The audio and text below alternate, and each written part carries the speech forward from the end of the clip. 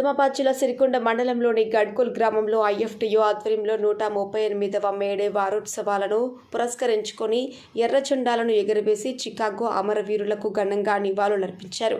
సందర్భంగా ఆర్ రమేష్ మాట్లాడుతూ దేశంలో కార్మిక వర్గం దశాబ్దాలుగా పోరాడి సాధించుకున్న 44 కార్మిక రక్షణ చట్టాలను 4 లేబర్ కోడ్లుగా కుదించి కార్మిక హక్కులను కేంద్రంలో నరేంద్ర మోదీ ప్రభుత్వం కాలరాస్తోందని ఆగ్రహం వ్యక్తం చేశారు.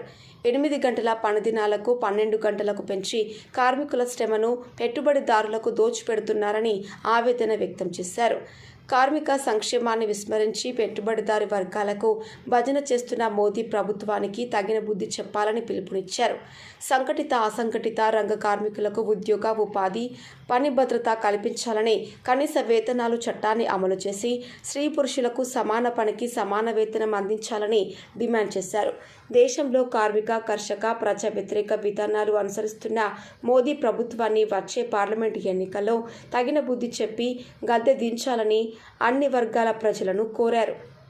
ఈ కార్యక్రమంలో మాస్లైన్ ఆర్మూర్ డివిజన్ నాయకులు లింబాద్రి, మండల నాయకులు ఈ రమేష్లు ప్రసంగించగా సిపిఎంఎల్ మాస్లైన్ ఆర్మూర్ డివిజన్ నాయకులు ఆర్ దామోదర్, రమ, మండల నాయకులు కిషోర్, కట్టరాములు, సర్పంచ్ సాయిలు, కిషోర్, పుష్పలత, ప్రదీప్, మనోజ్, రాజేశ్వర్, లావణ్య, లత తదితరులు పాల్గొన్నారు.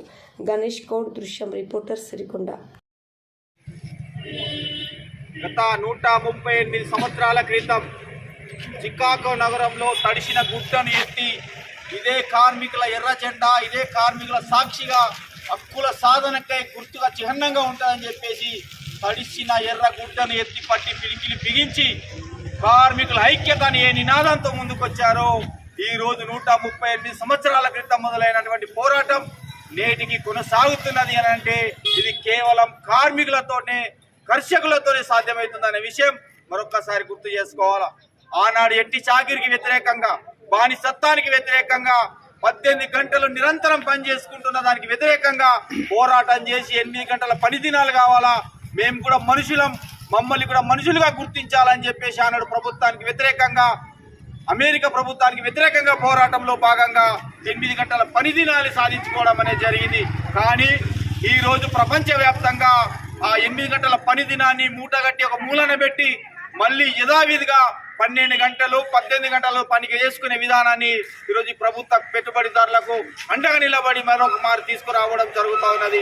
దీనికి వ్యతిరేకంగా కూడా మరొకసారి మనం పోరాటం చేయాల్సిన అవసరం ఎంతైనా ఉన్నదని చెప్పేసి కూడా ఈ సందర్భంగా గుర్తు చేసుకోవాల్సిన అవసరం ఎంతైనా ఉన్నది. నేడు భారతదేశంలో రైతులకు నల్ల చట్టాలు తీసుకొచ్చి రైతులకు గిట్టుబాటు ధర లేకుండా చేస్తున్నారు. 44 చట్టాలు పోరాడి సాధించుకున్న కార్మికుల చట్టాలను ఈరోజు నరేంద్ర మోడీ ప్రభుత్వం, బీజేపీ ప్రభుత్వం వాటిని రద్దు చేస్తూ వాటి జాగాల కేవలం 4 కోట్లుగా విభజన చేసి తీసుకొచ్చి కార్మికులకు హక్కులు లేకుండా చేసి, పని దినాలు లేకుండా చేసి ఈరోజు కార్మికుల పొట్టగొట్టే కార్యక్రమాన్ని ముందరేసుకున్నది. తస్మాత్ జాగ్రత్త నరేంద్ర మోడీ, బీజేపీ. రేపు రాబోయే కాలంలో ఖచ్చితంగా నీకు కర్రు కాల్చి వాత పెట్టే రోజు ఆసన్నమవుతున్నాయని చెప్పేసి కూడా కార్మికులందరూ ఏకమై నడుము పట్టుకొని ఈరోజు నిలబడి వాళ్ళు గర్జిస్తూ ఉన్నారు. ఈ 4 చట్టాలు, 44 చట్టాల జోలికి వస్తే ఖచ్చితంగా నేను పొందబెట్టే కార్యక్రమం ముందు తీసుకుంటారని చెప్పేసి కూడా ఈ సందర్భంగా మేము ఐఎఫ్టీ హెచ్చరిస్తూ ఉన్నాం. అంతేకాదు సంవత్సరం పాటు నిరంతరం పోరాటం చేసిన రైతుల మీద విచక్షణ రహితంగా కాల్పులు